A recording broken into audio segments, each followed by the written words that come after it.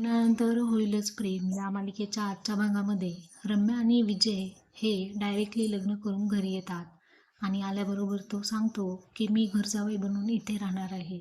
काव्या, पार्थ आणि घरातल्या कोणालाही हा निर्णय आवडलेला नसतो. काव्या टोमणे मारते आणि म्हणते की असं चोरासारखं पळून जाऊन तुम्ही लग्न का केलं?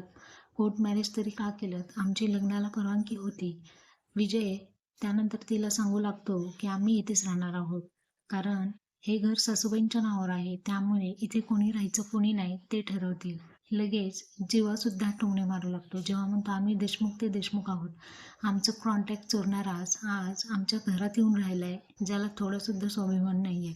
तर या सगळ्यांनी टोमणे मारून झालेले असतात. आता रम्या आणि विजय यांनी खरंच कोर्ट मॅरेज केलं आहे का? आता नंदिनी आणि काव्या या दोघी या गोष्टीचा छडा लावणार आहेत.